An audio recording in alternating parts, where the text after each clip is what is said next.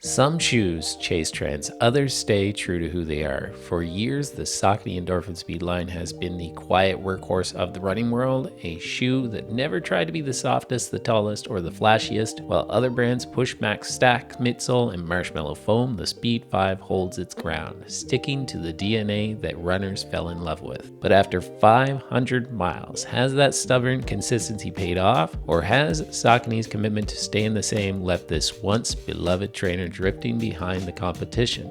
Today we put the Saucony Endorphin Speed 5 under the microscope. After hundreds of miles, countless workouts, and more sweat than any shoe deserves, to answer the real question, did Saucony make the right call, or is it time for this classic to evolve?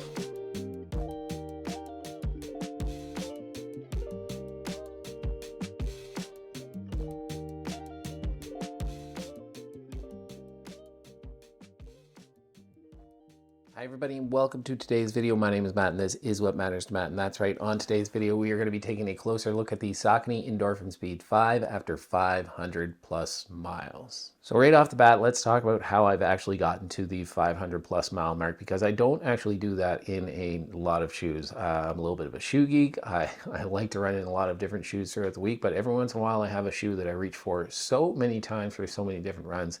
And the Saucony Endorphin Speed 5 is that shoe. Now, is there a little bit of bias there? Maybe. The Endorphin Speed series has been something that I've run in a lot over the years.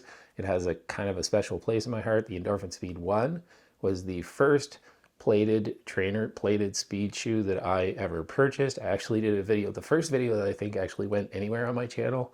Not big relative to any other channel, but big relative to where I was at the time, was whether somebody as average as me should be running a plated shoe. And I ended up purchasing that shoe, and I've running my first marathon in that shoe, in the Endorphin Speed 2. I still think I hold my half marathon PR. The Endorphin Speed 3, I ran all sorts of miles in that while training for a marathon. And the Endorphin Speed 4, I did not pick up, but it was only because I just didn't have the money and had too many other shoes that my wife told me I had to run through before I could pick it up. And now we're on to the Endorphin Speed 5, and we have been using this for pretty well absolutely everything. I've ran easy runs, recovery runs, tempo runs, interval sessions, long runs, you name it, I've done it. All sorts of surfaces, pavement, concrete, crushed rock, on the trail, even a little bit, some light trail, not the right shoe for that, but I've even done a little bit of trail running.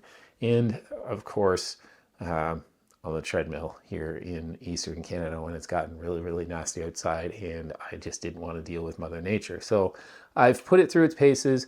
I've tried it pretty well everywhere, and that's really how we got so many miles in this shoe so far. So as usual, I'm going to run through the upper, the midsole, and the outsole, and ultimately I'm going to let you know whether I think the Endorphin Speed 5 would be worth your hard-earned cash, and we're going to start with the upper. Now, how has the upper in the Endorphin Speed 5 held up so far? It has held up incredibly well. I was saying this the other day as I was looking at the shoe, is that it does look pretty grimy, but it's white, this mutant colorway that I was so excited that they brought back from the Endorphin Speed 1 that I had missed out on, gave me a little bit of nostalgia. And after I picked this up, did a couple of runs in it, it does get pretty grungy quite quickly. But in terms of fraying, in terms of holes, in terms of wear spots, see, none of that at all. This shoe does fit me true to size. I have just about a thumb's width here at the end of the shoe. It's plenty breathable. Lacing system is pretty good. The one spot that every once in a while I hear a couple creaks, because I really tighten down the laces in this, especially if I'm going to do some sort of speed session, is that they've got these little loops. And I felt like they were going to give on me early, but I haven't had that issue at all. Now, if I had one complaint about the upper on the Endorphin Speed 5, it's actually the length of the tongue. It's just too short. I'm somebody who likes to put almost every single shoe that I own in a runner's knot, and when I do that, it's barely hanging on. Now, has it actually caused me problems out on a run after all those miles? Not really. But it's so close, it bothers me every time that I lace up. And every time that I lace up, you'll see me tugging at this tongue because I want it to be a little bit longer. So if the Endorphin Speed 6, if they could find a way to make that a little bit longer, there's a good amount of padding. It's just not quite long enough. Also, just speaking in padding, there is quite a bit of padding back around. What you'd expect in a speed day shoe, and almost daily trainer-ish, enough that it's very, very comfortable. no issue with comfort around that heel collar at all.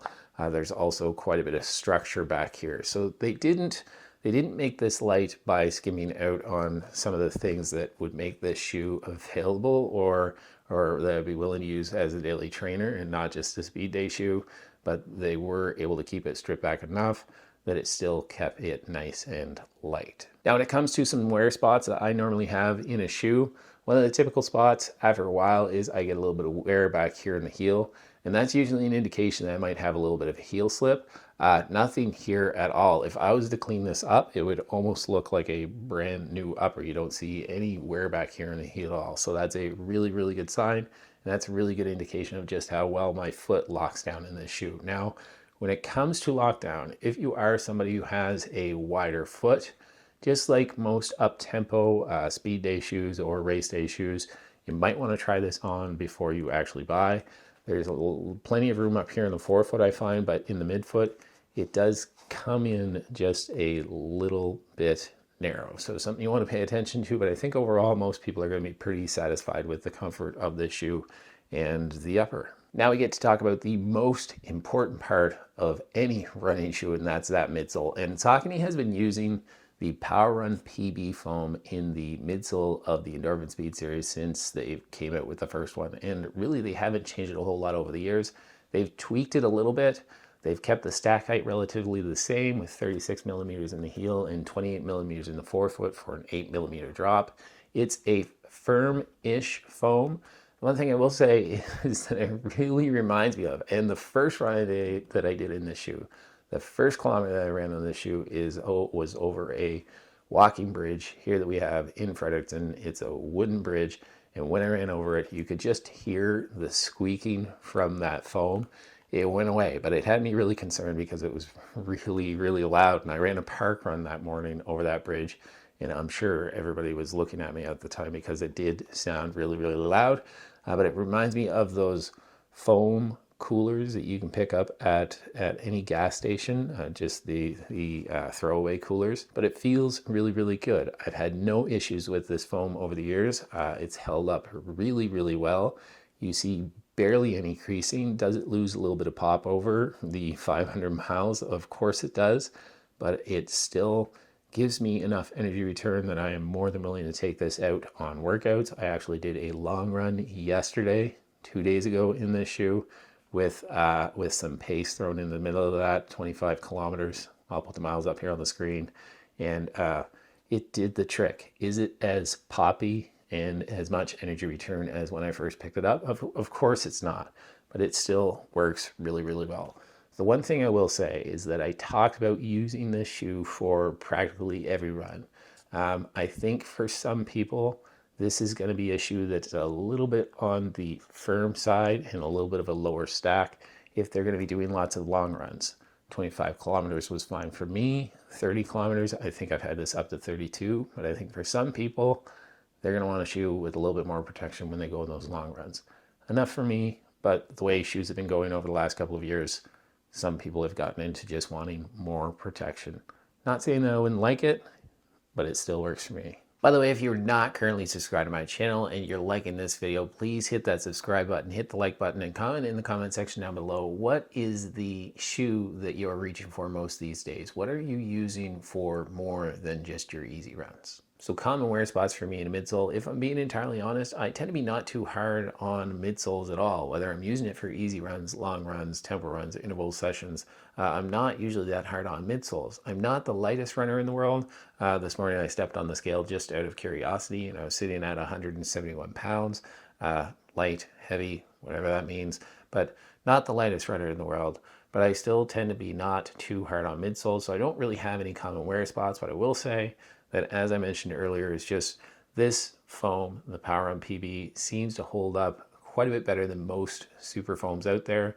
The only other one that I can compare it to in terms of just durability that I know of for sure is the Light Strike Pro that was in the Adidas Adios Pro 3. I say the Adios Pro 3 because they changed it quite a bit in the Adios Pro 4. But midsole held up really, really well. No real wear spots. still thinking that if I wanted to, I could push that midsole for quite a few more miles. And lastly, let's have a look at the outsole of the Saucony shoe. Now, if there is one spot that over the years I have not been the biggest fan of when it comes to Saucony is in their outsole. They do okay. They're not really that bad. There are other shoes out there that do a lot worse, but the outsoles in a lot of Saucony shoes just don't quite hit the mark for all conditions, all terrain, all types of runs. And the XD900 rubber that's on this is about the same as it's been in the past. Wear is really, really good. I don't get a whole lot of wear, but it doesn't really grip that well when it comes to wet surfaces. And I'd say after about 250, 300 miles, I started to notice in the bottom of the shoe in my toe off. Now I toe off sort of on the outside of the foot, not the best in running mechanics, but in my toe off, when I got on any surface that was either wet, the painted crosswalks, when I ran across those, or if I was on some crushed rock, my toe off started to slip a little bit more than I'd like to. And actually yesterday, 2 days ago, when I was out on that long run, when I picked up the pace, there was a section on the trail that was just that gray, fine crushed rock. And I noticed that when I was trying to push off during that run that it was taking a little bit more effort than I really wanted it to or needed it to. So the outsole, if it had one chink in its armor, it would be in that outsole. Not a huge complaint, has held up really, really well, but the grip is not as good as some other shoes that are out there. Common wear patterns for me when I get a shoe with this many miles on it is back here in the heel. I land back here on the outside if I can get it to focus. Back here on the outside of the heel, so that is starting to wear, but there is still quite a bit of rubber still left there, and I haven't started to chew into that midsole at all. And up here in the toe, as I mentioned, I kind of have a little bit of funny mechanics where I stay on the outside of my foot and I toe off here down around the pinky, and that's worn quite a bit, but there's still quite a bit of rubber there. And I will say some companies, what they've done to decrease the weight is there's absolutely no rubber right in this spot, and you're actually kind of running on the midsole when I toe off because of the way my mechanics are. So the outsole is held up really well, just not the best grip. And I suppose the last thing to mention is that there is quite a bit, not a lot relative to a lot of shoes these days, but there is some exposed midsole here. And just the way that foam is put together, you kind of look at that and think that that might get chunked up pretty easy, where it's the compressed pellets. It looks like that foam cooler style. Haven't had that issue whatsoever with any Saucony shoe, whether it's PWRRUN Plus, PWRRUN PB. Both foams have held up really, really well. And even though I do run on multiple different surfaces, haven't seen an issue with any chunks coming out of the bottom of this at all. So overall, wear and tear, really, really happy with the outsole on this. Really, really happy that it hasn't chewed into the midsole. And I think if I really wanted to, again, kind of like the midsole, I could put many more miles in this before it was completely gone. Now, who do I think the Saucony Endorphin Speed 5 is for? Well, of course, if you've been running in the Endorphin Speed series over the years, don't hesitate. This is going to feel very familiar to you. They've gone back and forth with making them a little bit softer, a little bit more friendly, and then a little bit more nimble, a little bit softer. This is going to feel like, to me, sort of the Goldilocks of the Saucony Endorphin Speed series, that it sits there right in the middle, which is one of the reasons why I'm able to put so many different types of run in the shoe. Now, if you're somebody who is really into the max stack, big protection shoes that we have out there, this is not it. The PWRRUN PB, I said firm earlier. It's not firm, but it's firm relative to a lot of what we're seeing these days. It doesn't have the same amount of squish. I think that's one of the reasons why this foam holds up so well, and then it gives you that good rebound, and you're able to use it for so many different runs because it doesn't have quite so much squish, so it doesn't break down after a couple of 100 kilometers. But for if you want that big amount of squish, you're probably going to have to look at a different shoe. If you're also somebody who wants that max protection, 36 millimeters in the heel, 28 in the forefoot, doesn't quite get you there. I'm a fan of what Saucony's done there because I think there's a lot of influence or a lot of pressure to put a lot more stack in your shoes, and they've held true to the dimensions of this midsole, or at least the stack height in this midsole, and it's worked really well, and I hope they continue to do that. And if they want to create something that's got a lot more stack, put it into a different shoe, leave the Endorphin Speed alone. Some of us really love it. So the two big questions are, has this shoe held up after all those miles? Well, of course, if you've watched the rest of this review, and I hope you have, it has. It's held up really, really well. The upper looks almost new. There's no frays in it other than it looking really, really, really grimy. The midsole has some creasing, but very, very little. There's still some pop. It's not day one pop, but still lots of pop left in this midsole that you can still run plenty of miles in it. The outsole, even though I've started to complain about the grip a little bit, it still has lots of rubber on the bottom of the shoe. I expect the next month or two, as Mother Nature starts to hit us with snow that is out there this morning as I record this video, this might have to go away for a while because it's just not going to do good on ice at this point. But the outsole has still held up pretty well, and there's still lots of rubber on it. So the shoe overall has held up really, really well. Will I continue to use it? Absolutely. I'm going to continue to keep this in my rotation. Has that changed a little bit in terms of what I'm going to reach out for this shoe for? A little bit. I don't think it's going to be a shoe that I'm going to use for that many more long runs or long runs with pace. I don't even think it's going to be a shoe that I'm going to use for longer workouts. I do think it's lost a little bit of that pop for me to be able to cruise for plenty of miles at an up-tempo pace. But it's still going to be a shoe that I reach for if I want to do a daily run, if I want to do a recovery run, if I want to do just anything, and I'm not quite sure what I'm going to run. Saucony Endorphin Speed 5 after 500 miles can still get it done. And I will be very curious to see how many miles I get in this shoe by the time I absolutely retire it. And I will come back and make another video at that time. And I will tell you exactly why I retired the Saucony Endorphin Speed 5. So obviously I like this shoe. Obviously, if I'm going to put that many miles in it, I like this shoe. But that has been my long-term review, 500 miles in the Saucony Endorphin Speed 5. If you like this video and you haven't subscribed to my channel, please hit that subscribe button, hit the like button, and again, comment in the comment section down below what shoe are you reaching for on a daily basis. My name is Matt, and this has been What Matters to Matt, and ultimately, what matters to me most is my family. I will see you guys in the next video. Step 1, wake up early, gonna rise with the sun. Step 2, get some good, some food in you.